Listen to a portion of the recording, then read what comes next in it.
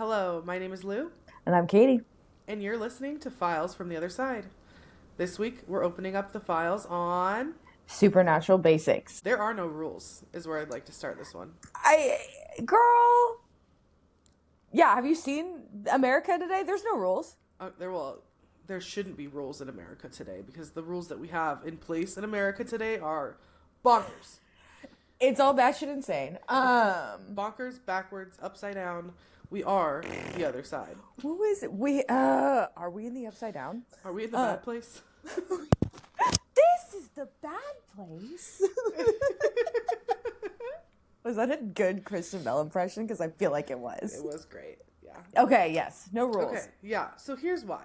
So we're all called to the great mystery, TM, by the universe. In some respect, because there are those who seek. Like, seekers are people who abandon everything else to fuck around and find out. They do find out. And that's how we have a lot of philosophy, spirituality, and other experiences that we can build on today. If that makes sense. So I'm not saying, like, I will say that it's not like there's no universal law, because that's not what I believe.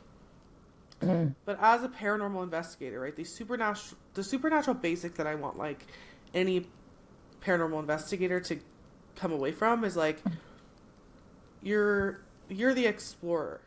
Mm-hmm. You're in the, like, unfiltered territory. But the second thing, which, like, this leads me into, is, like, the supernatural is a part of natural history. Mm-hmm. As David Elkington explains in his book that I like to use a lot. I won't elaborate too much on the fact that the supernatural is a part of natural history because I'm writing something that already explains what I mean when I say this, and this will come out later. But I do urge paranormal investigators to move away from demonizing and othering that is caused by paranormal investigation. Under paranormal, we change the language to say it's supernatural. It includes natural history. If that makes sense. So we no longer pit the other against ourselves, and instead I think the supernatural just becomes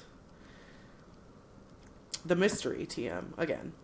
It's not paranormal. It's not normal. It's not crazy. It's not you know what I mean?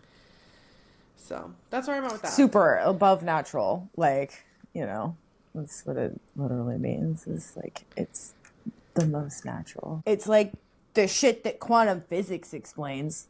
Yeah. Like, exactly. literally.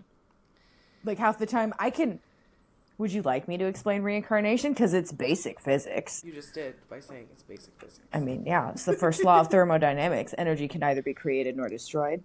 It merely transfers or transforms, and our brains literally run on electrical energy. So, next question. No, your next question is, tell me about the next paranormal step, then. Well, I mean, the allegory of the cave really illustrates this. The seeking.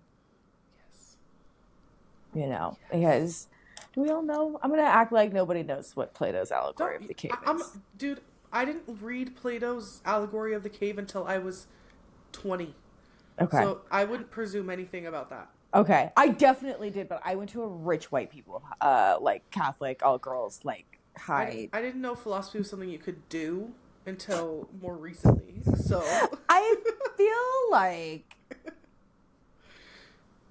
it's not... I mean, I guess it is in almost the exact same way as it was when Socrates was telling the stories. Okay, imagine there's this cave with people inside it, chained up, whatever. They're staring at this wall. And there's a fire that they can't see. There's behind them, and images are being projected onto this wall. And that's their reality. That's it. That's all there is the shadows on the cave wall. But one lucky duck gets to go. So we get one lucky duck that gets to go outside. He doesn't feel, they don't feel so lucky though, because they get overwhelmed when they get outside. They see sunlight and they're looking at the world. There's colors they've never seen. There's, water. They've never seen water.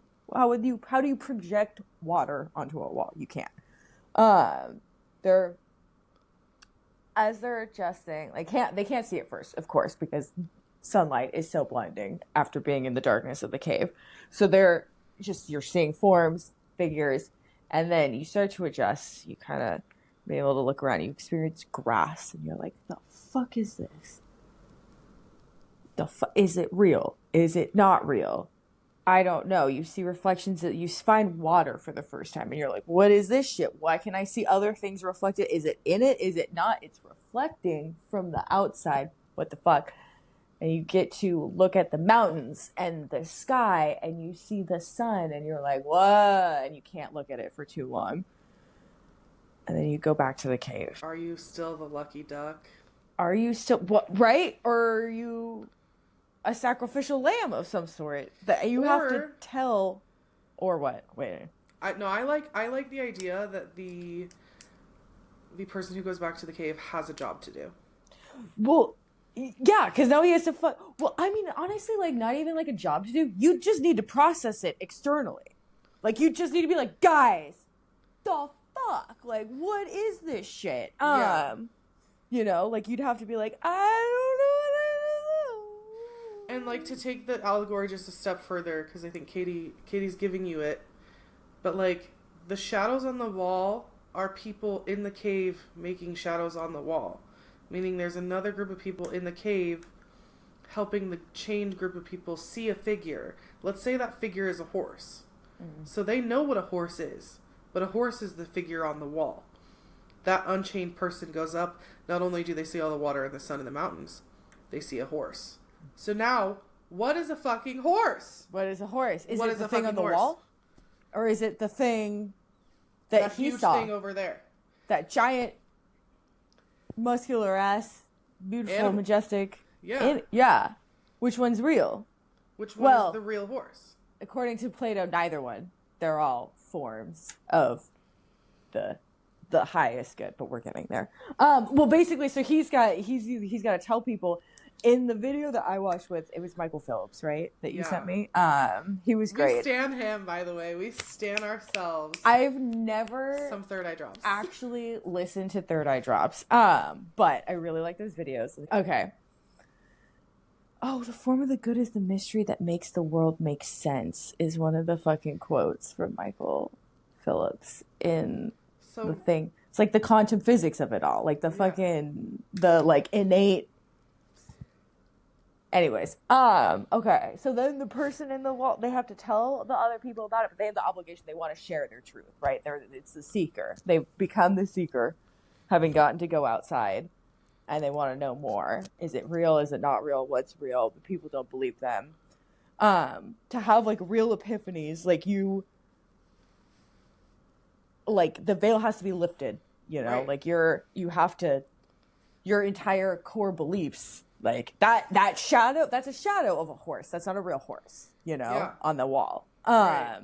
And not only is there a shadow of a horse on the wall, there's a person with fingers in the shape of a horse doing the shadow on the wall. So not only does the person who comes back to the cave have to unshackle the people seeing the shadows, they also have to convince the other layer of people, hey, maybe we shouldn't be fucking doing this anymore, to the people who are in the most marginalized capacity here. Yeah. That's their responsibility. So to be a seeker, in my opinion, is a great quest, a great undertaking, but it is one that is not often fully achieved. Quantum physics is taking a turn, and I'm just going to say it right now that even though we're giving you some supernatural basics, in my paranormal experience, things are changing. And I don't know if it has to do with globalization, which is something that Socrates didn't have a factor in. Yeah, it wasn't. Or tech, right? High tech. That's hard. That's harder for me to like. I'm confused now. I don't know what you're talking about. I'm so sorry. What do you mean it's changing? Like what? Like okay, so physics? Like physics isn't changing. I would say like the role of where we are in the cave is changing. What layer we're at is changing. Okay. Because I think this allegory still stands. There's a reason we're still teaching it 2,500 years later. Like, I don't think that this isn't gonna, like, this is still gonna be useful for us to understand, especially some of the layers that Michael Phillips was talking about, like, too, like the fucking. Yeah. Well, so tell me about when you go through the layers, because the layers are specific and they mean something.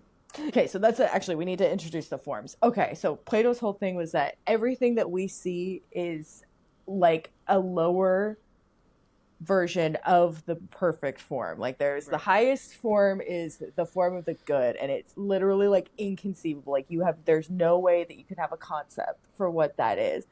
But because it pervades all living beings, like we have some kind of an inkling of it in our brains. Right. Like how Descartes says that, like, it reminded me of when Descartes in First Meditation says, like, we humans can't actually conceive of the infinite, but because God is infinite, he did put that idea. Like, we can't actually conceptualize it, but we have some sort of an... Yeah. That's the numinous, right? That's Descartes' numinous. I think that's what he calls it. Probably. So the lower levels are like images and copies, like the acacia, the shadows on the cave wall. This is like opinion, conjecture. These things are visible, they're physical. The next higher up level of knowledge and knowing is epistis, which is faith, belief. This is the objects passing in front of the flame. Like, so these are like the people's hands that are in front of the flame.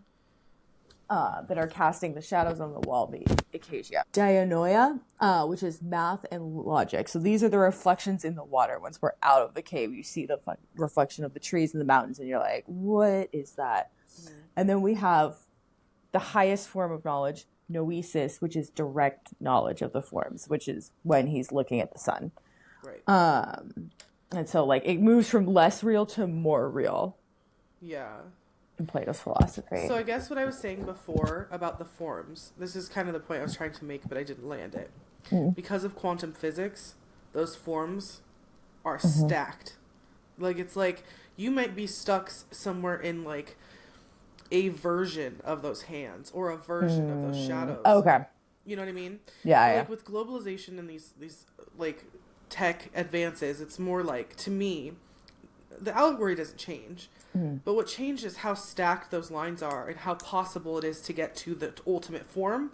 I think becomes there's more in there, you know? The more layers. Because, I mean, people say the most bullshit online. Like, I've been reading, what is it? The Body Keeps the Score. He's, like, talking about how, like, there's numerous scientific studies that, like, talk about, like, trauma affects you in these ways, blah, blah, blah, blah, blah. And then governments and whole like psychological associations are like, that's not real. There's no evidence for that. Like, what are we talking about? Like, what? Like, it's a psyop. It's a psyop. Yeah. Side and like, note, governments are a psyop. Wait, what's a psyop? Like a psychological operation or like a psychological operation that's like supposed to like lie to you. Oh yeah, fully. Yeah. Full. Propaganda. Yeah. Psyop is just another way to say it psychically induces the same thing that propaganda does. Okay. Like how our government makes it illegal for people to actually drink beer in beer ads because they know it's poison. They know it's jet fuel. Or like how they're allowing certain states to legalize marijuana and certain states not. But that doesn't make any sense because it's still a federal, like a class 1 narcotic. Yeah. Federally, but some states can have it. And like so like by having states have it, then you have some people getting to that state of consciousness that other people are not. That seems weird to me.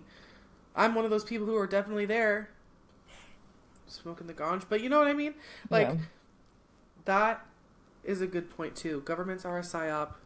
If you are studying, which I do too, like as a paranormal investigator, like heavily into the role of the U.S. government in these things. That's so funny because I stopped paying attention to the government when I got into this shit. That's fair. I guess the reason I stay interested is because I think it's not an ending relationship. That relationship between the paranormal and the U.S. government has not ended. No. I mean, we talked about Project Stargate. There's like all sorts of disclosure happening now. Like, I mean, it hasn't. It fully hasn't. And now I already was not a fan because of the filibuster and the two-party system. I was already really not a fan of the government, and now after MK Ultra and Building 7, but like legit Building 7. If you know, you know. So basically, that was like an extra law or extra supernatural basic we just slid right in there. But do you have anything else to say about Plato's cave that is important for the audience to know? Our intellect is not ours. We are participating in a greater phenomenon. And I was like, ultimate reality slash kind of reminded me also of the Akashic records, which our girl Madame Blavatsky made up.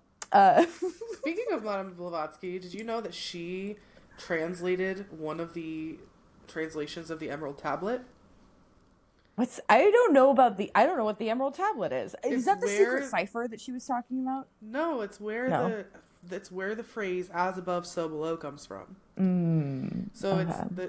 the Emerald Tablet is this like translation. It was originally in Arabic, and it was attributed to Hermes Trismegistus. I'm definitely pronouncing that wrong. But it was translated by an alchemist, Jabir ibn Hayyan, who was a philosopher, alchemist, chemist, who died around 806. I didn't say, I think it was 80. I'm going to read. I mean, if he's Islamic, then yeah, it'd have to be after 632 Yeah. BCE. So I'm going to read straight from his translation. The Emerald Tablet. You're going to read Arabic to me. No. I'm going to read the English translation of his Arabic. Imagine. I would be so so proud sick. of myself. Yeah. La ilaha illallah. There We'll is no get there God but one God. day. Balinas mentions the engraving on the table in the hand of Hermes, which says, "Truth, certainty, that in which there is no doubt, that which is above is from that which is below, and that which is below is from that which is above, working the miracles of the one. All things were from one. Its father is the sun, and its mother the moon. The earth carried it in her belly, and the wind nourished it in her belly. As the earth, which shall become fire, feed the earth from that which is subtle with the greatest power. It ascends from the earth to the heaven and becomes ruler over that which is above and that which is below. And I have already explained the meaning of the whole of this in 2 of books of mine." Like mine being Hermes. Yeah. Trismegistus saying that. So that's the Emerald Tablet. That's it. That's all we got. There's nothing else in the Emerald Tablet. Now, the Emerald Tablet, because it's a very like heavily argued document, because a lot of folks like to just kind of say in the occultist realm, like as above, so below, to kind of reason their way into being like angels and demons, heaven and hell. I always thought of it as heaven and earth. Like, I always thought of it as the ether versus the earth. I think it has a lot more to do with Plato's gnosis than we realize. And there's a really good creator on Instagram and TikTok who talks about this. Her name's Elena, and she goes by Two Witchy Witch. And she has like a video on As Above, So Below, and she like knocks it out of the ballpark. I'll reshare it on our Instagram so you guys can see it. But you will encounter in the occult as above, so below so many times that it will actually confuse you as to what it means. It has to do with alchemy, really. It's heavily rooted in Arabic alchemy, which is to say that like when alchemy was first performed, they were trying to find healing qualities out of the virus or the unhealthy thing itself. That's why you get this document. It was about alchemy to begin with. So to say like heaven and hell come from these things, it's not true. It has like we're the one source is the more true thing. Yeah. You know what I mean? The Arabic term for the it's tawhid, and it means the transcendent oneness of God. That's what I was thinking of when you were talking. I think the more mainstream Christianity ideas that we have of God are botching all of this great philosophical work we have in alchemy and other ontological, epistemological philosophies that we've been, evolving. But you can find a lot of translations of the Emerald Tablet on sacredtexts.com. So there's like a bunch of there's the one by Sir Isaac Newton, Madame Blavatsky. The one I just read was by Jabir even Heian. So there's a ton of them, but they all say the same goddamn thing. One more note on the cave before we move on to tools for researching the supernatural. Proclus, he was a philosopher. He was like kind of a mystic. Proclus posits that we can get to higher levels of reality through higher levels of cognition.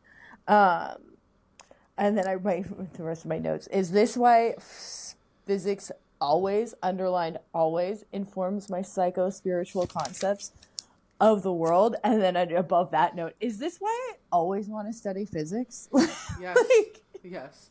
No, dude, physics was one of the best sciences I ever studied in college or in high school. I was the best at physics. I didn't learn much after that, to be honest, because my high school was botched, but I was great at physics. I really, truly got it. I actually, in my 9th grade physics class, I made a bottle rocket that went higher than anybody else in the class by at least 400 feet. I'm not kidding. Everybody was like, what did she do? And I was like, oh, sorry. I'm just out here being a physics boss, understanding how to make things fly really high. Out here being a physics But you want to hear how the as above, so below takes effect, right? As I'm going really, really high, trying to win this competition in my 9th grade classroom, he didn't tell us, the teacher, that we were in competition with 2 classes. His other physics class. So guess who fucking lost the pizza party? I did. Because there was another fucking kid. This redneck motherfucker. He said, oh, I've been doing bottle rockets my entire life. Challenge accepted. Challenge accepted. And this fucking motherfucker, he fucking got his bottle rocket to go higher than mine. So I was humbled. Just humbled straight to the ground. I think your face was hashtag still triggered. Still triggered. Oh, can you tell? That's been my favorite thing. Hashtag triggered. Okay, yes, paranormal device. Okay, very good. Looking paranormal devices. To figure out what the fuck's going on, as above, so below. The basic one that everybody knows. Our good old friend, the Ouija board. Which I think I looked it up, and then I wrote down this without looking at anything online. I said, yes, no, hello, goodbye. Letters to talk to spirits must close dialogue. It's like a telephone. Like a rotary telephone to the spirits. Yeah. I don't think I've used a Ouija board one time in my entire life. Oh my god. One time in my entire life. And somebody copped to moving the piece. Somebody a couple days later was I was moving it. And then my best friend was talking about how she was so scarred one time because she they were using a Ouija board when they were 13 or whatever the fuck, and it spelled out her name a whole bunch. She was like, I can't do it. Whoa. And I was like, and she was telling me, more about the story. And then she was telling me more about the people she was doing. I was like, tell me about the people you were doing it with. Because I've never, you know what I've never seen happen? A Ouija board works. You know what I've never seen in my entire life? A Ouija board work. So I was getting more. I was like, who are you doing this with? Blah, blah, blah. Nobody, because clearly nobody had admitted to her. But one of the girls was not her friend. One of the girls was a bitch. One of the girls was actually actively talking shit about her and spreading rumors about her and stuff. I was like, you realize that she was doing that to you, right? Yeah. And she was like, oh, no. And I was like, yeah. It's not a thing. Because again, you know what I've never seen? A Ouija board work. I have never participated in one that worked. I have never participated in one, period, I will say, though. Okay. Because it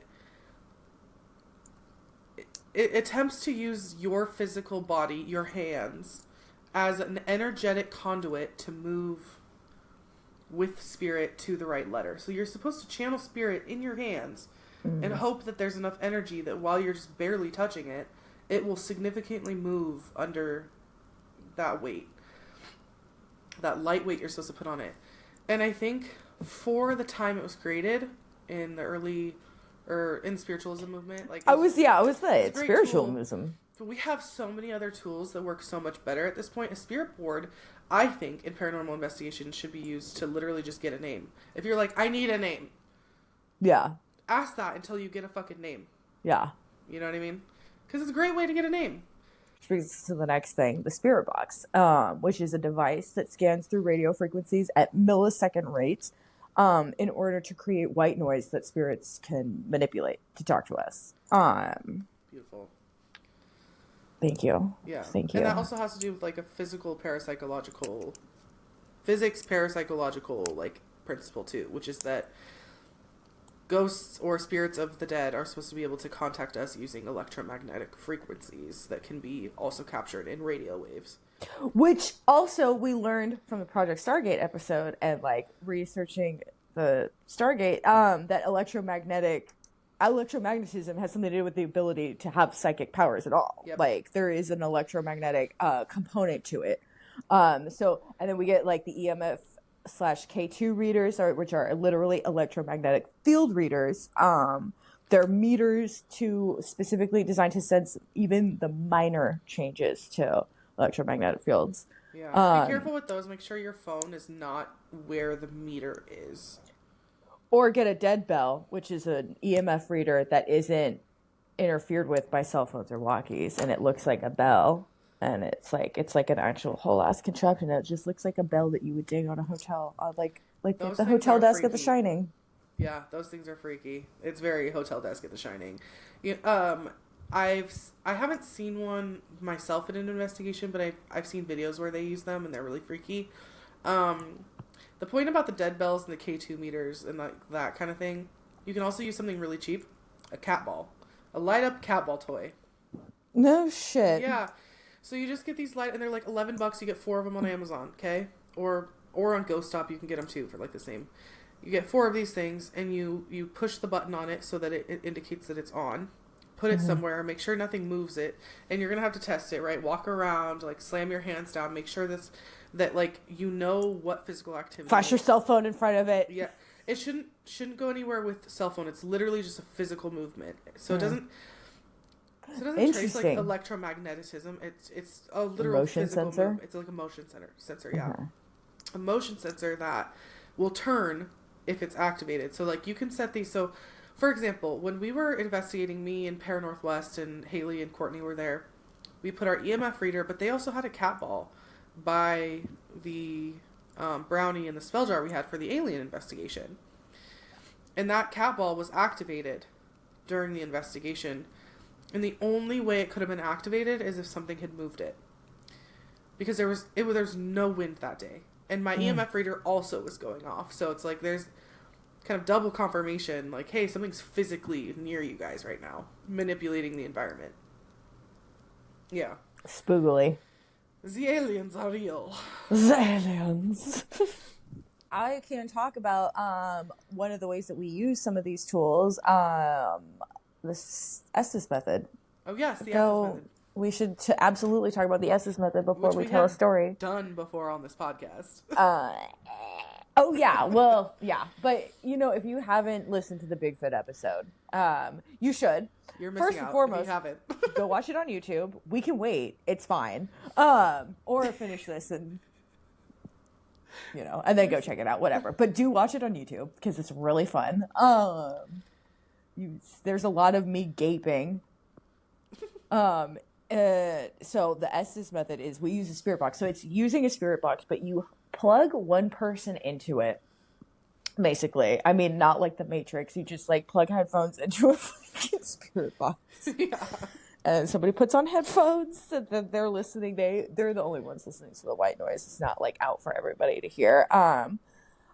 I should say this was developed by our boys and Estes Park. I mean, they're not our boys. I don't know them. But I do like Spirits of the Stanley. That's where it was developed. Go check out Spirits of the Stanley on YouTube. It's Carl Pfeiffer and Connor Randall. Thank you. It's that handsome ginger and his magician friend. I want to have sex with him so bad I can't even remember his name.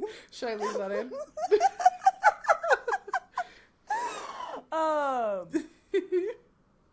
It's so beautiful. I find that, and apparently he's hot. Never. Like, he's no hot. joke, he's fucking hot. He's hot. He knows that. He has to.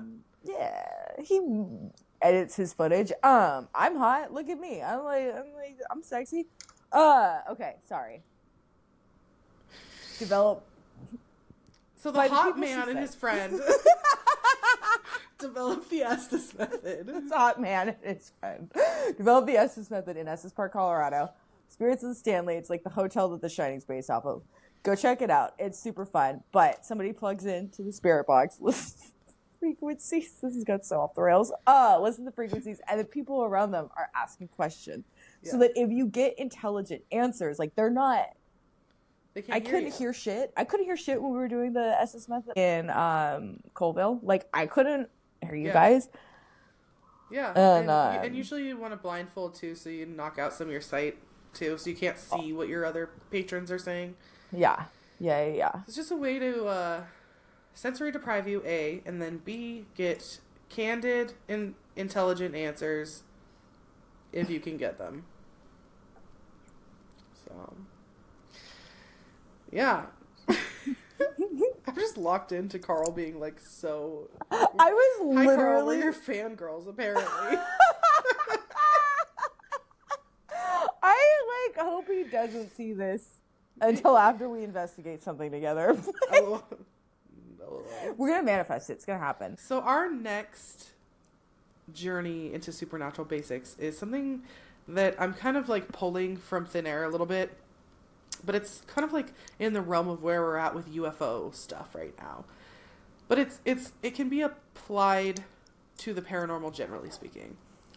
So Keith Thompson, this writer who talks, he has studied UFOs his entire life.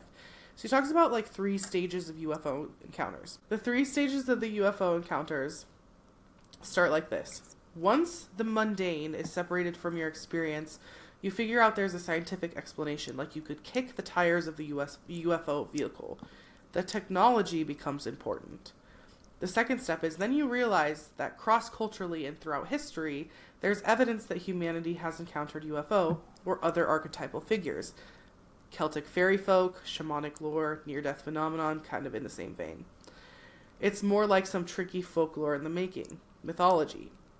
But wait, then there's the third stuff, the physical stuff. Abductions, hardware implanted by aliens, endless stories about governmental dealings with the phenomenon. Mm-hmm. And it won't be solved by conventional religion or science. So then you say, whatever this is, it's not just objective or subjective. We don't know. So Keith Thompson says this. The omnijective is a celebration of what we don't know. He calls it the omnijective. And he quotes... Like om or like omni. Omnijective. Instead of objective or subjective, it becomes omnijective. Meaning all... Like all objective, so like all perspective. So I did this. Yes. It's like all of omni, all. So, he quotes a famous paranormal investigator, Sir William something, and he said this. I never said it was possible. I only said it was true. Just like a good example of the omnijective, right? Because we don't know. But it pertains to the same territory as like alchemy, Gnosticism, and Jungian individuation, Carl Jung. It's a call from the cosmos for humans to play a bigger game within reality. It's a call to come to awareness, meditation, changing perspectives, and a question of limitations of materialism and physicalism, which are 2 philosophies we currently live in. Yeah. Technically speaking, by the U.S. government, because they really want us to like be materialists. Oh, but we definitely don't live in that world anymore. Our whole economic system is based on consume and produce. Yeah, that's it. Like that's all we're taught as Americans is to consume and produce. Yeah. So how you respond to the phenomenon is what creates the dialogue with the phenomenon. So omnijective is just a way of saying like we don't know what it is, but we're gonna celebrate the hell out of the relationship anyways. Mm. Oh, like all religion?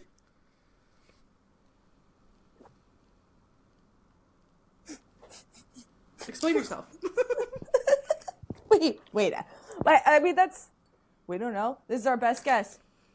Here's a bunch of holidays and rituals and rules and regulations. Yep. Try it out. See if you can get access to the archetype, right? Yeah, because I think in its purest form, spirituality and religion are truly like omniject, like trying to celebrate the things that we know exist, but we don't know what it is. Yeah. Versus, like, there is the I'm thinking of The Grand Inquisitor by Fyodor Dostoevsky. Like, where essentially the point of it is that people actually don't want true religious freedom, according to the Grand Inquisitor. They want to be told what to do. They want to be controlled. And there's a great quote from the Flashman papers, the Flashman in the Great Game. I mean, it's fucked up. I do love this fucking quote. It gets to the heart of the Grand Inquisitor in one line. The heathen religions, for all their nonsensical mumbo-jumbo, were as good as any for keeping the rabble in order. And what else is religion for? That is hysterical because you said rabble, right? In terms of like rebel, like resistor. I mean, rabble like debris, but like the lower classes is what the rabble, but... So this is why I say something is changing in the paranormal. Because no longer do you have that rule. If the ruling class can't control the rabble, the oppressed, what then happens? At least as far as I know in an American context, things are going to change. And that does mean that, like, our relationship with whatever paranormal shit we got going on in our country, religiously, spiritually, psycho-spiritually, whatever the fuck, it's changing. Because the rabble is becoming powerful in the name of resistance. And we know that to be true. That's just a fact. And that's just where I want to live anyways, because boo, the United States of America, boo. Fuck this system. We don't have any of the same values. I don't fuck. You stupid ass bitch. I fucking with you. We broke up 10 years ago. we broke up years ago. Been done with this shit. Well, anyways, let's move on because I have 2 more things to say before we round out. Okay, synchronicity. Synchronicity is a thing that you'll encounter. And I'm just going to read what Carl Jung says about synchronicity. The way you said Jung just now. Jung. Synchronicity is a meaningful coincidence without explanation or cause. It's repetitive or thematic, a feeling of impossibility and significance. So he tells the story of a scarab beetle. He says, a young woman I was treating had a critical moment, a dream in which she was given a golden scarab. While she was telling me this dream, I sat back to the closed window. Suddenly I heard a noise behind me, like a gentle tapping. I turned around and saw a flying insect knocking against the window pane from the outside. I opened the window and caught the creature in the air as it flew in. It was the nearest analogy to a golden scarab one finds in our latitudes. The scarab beetle, the common rose chafer, which, contrary to its usual habits, had evidently felt the urge to get into a dark room at this particular moment. I must admit, nothing like it had ever happened to me before or since. So what he's describing is, like, the paranormal has a way of, like, reiterating the point, but it has no point whatsoever. So you're going to be like, why was that thing happening? Except it was repeated so many times that you're like, it has to be significant. And then in the final round of significance, it comes back to you and you're like, oh, that was it the whole time. The whole time? Synchronicities are wild, and they are just one experience of the paranormal. And then I have, so here's my thing that's, like, my thing about the paranormal supernatural basics, okay, guys? So this is not, like, take it at face value, but I read Dion Fortune's Psychic Self-Defense. She wrote in, like, 1930-something. It's an interesting read for paranormal investigators, but I want to make a few points about psychic self-defense. 1, don't take everything Fortune says at face value. She was writing as a European in the 1930s. She's racist, homophobic, and out of touch with our version of reality. So in order for you to avoid spiritual bypassing, you'll want to address these things in your spirituality. How can you be anti-racist? How can you be inclusive? How can you decolonize and dismantle? How can you create for peace, love, and liberation? And also, like, for the healing of the earth, because... regardless of psychic self-defense, like, her being, like, a weird author, she makes a great case for psychic self-defense. Like, she's basically saying, like, if you're gonna fuck around and find out, you're gonna find out. So once you find out, you better be prepared for the things that if they take a sinister turn. In case it takes a sinister turn, or, like, just be ready for your world to crumble. Like... Yeah. I mean, we've been saying this with all this Gnosis stuff, right? Yeah. But, like, Like, it's It bears repeating. It bears repeating, right? But then she puts the extra layer of, like, sinister shit does happen. Okay. We have the U.S. government is a huge example of that. Yeah. I'm like, also, she was racist and homophobic, so of course she was, sinister shit was happening to her. She was doing sinister shit, like. Well, it's like the stories she tells aren't because of racism or her personal. I mean, it was the context of her world. Yeah, it, like, I guess, how should I say, it's like, she was understanding the more sinister aspects of her world and turning them into more, like, universal laws for people, when now we're in a different reality. These laws are no longer applicable. Yeah. Because Dion Fortune, she's, like, really well known for sex magic, but, like, she's very penetration only. Like, penis to vagina, penetration only kind of person. She very much is like, I hate queer people. That's not sex. That's not love. Right? And so when you get an author that kind of does that, it's like, okay, but... Right? So the essential thing is, like, in my experience with the sinister and the paranormal, you need to practice the occultism or the magic that you're messing with.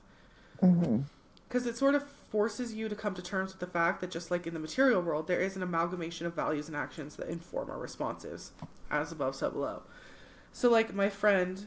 she recommended me this book. She's a hoodoo spiritualist, and I'm grateful for her because she recommended it to me, and I read this chapter, like, about vampires as I was like literally experiencing and facing. This was wild. Vampirism. I remember this. So not only did I have to throw rice in my front yard, I also had to, like, put garlic everywhere on my porch. And I won't say everything else that happened, but, like, literally, I was better once I took action, which means I had to alchemize the bad magic. But if you don't see the bad magic, you don't know what's happening. And, like, I'm not a love and light worker. If anyone knows me on a personal level, you'll start to understand that, like, I am really good with, like, trying to get you to a point of knowledge as a seeker myself, right? To be like, here's how I'm going to scaffold you as my friend or as my acquaintance or whatever, like, because I'm a seeker, whatever, this is kind of how I do it.